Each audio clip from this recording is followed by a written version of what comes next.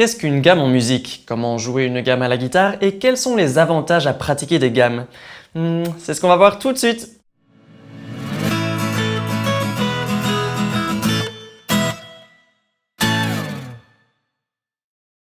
Salut à tous, c'est Robin Mace. Avant de commencer, si vous n'avez pas de notion de solfège, regardez les vidéos précédentes faites en introduction des notes à la guitare pour ne pas être perdu dans mes explications.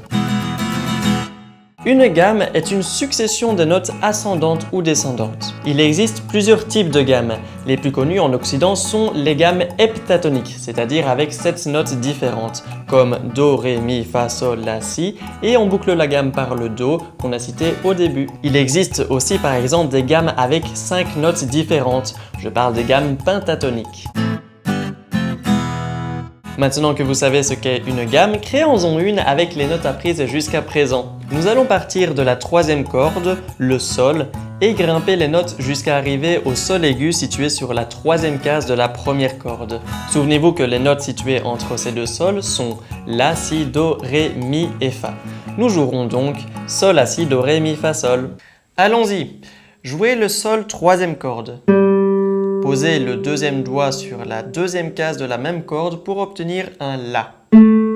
Tirez à présent la 2e corde pour le Si et puis posez le 1er doigt sur cette même corde pour obtenir un Do. Écartez un maximum le 3e doigt afin de se rapprocher de la 3e case qui est le Ré, puis appuyez et jouez cette note.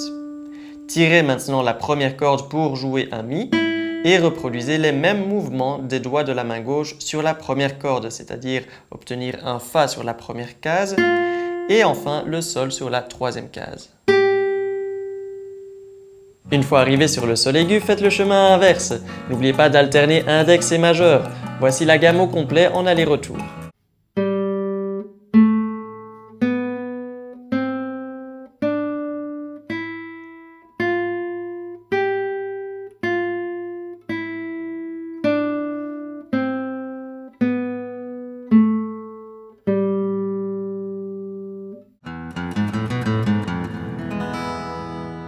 Pratiquer des gammes tous les jours est une très bonne habitude car elle permet de créer des réflexes cohérents avec la musique qu'on a l'habitude d'écouter. Par exemple, dans une ligne mélodique d'un morceau, vous retrouverez très souvent des petits bouts de gamme et donc en découvrant cette mélodie pour la première fois, vous aurez déjà les bons réflexes pour passer d'une note à l'autre. Les gammes permettent aussi d'avoir une meilleure connaissance du manche, à condition de dire ou de penser les notes que vous jouez.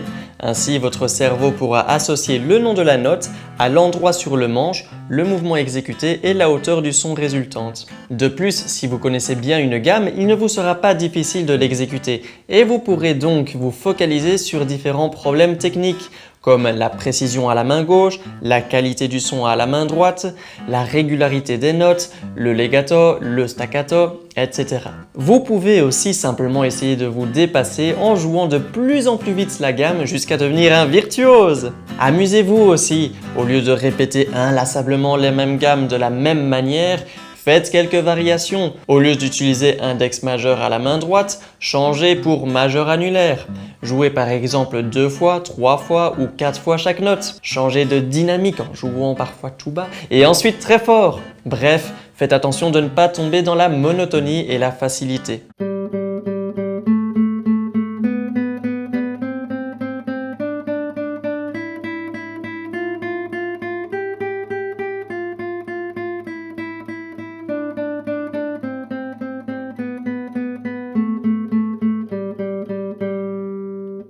Voilà, cette vidéo introduisant les gammes est terminée. Si vous avez des questions ou des problèmes, écrivez-le dans les commentaires. Ciao!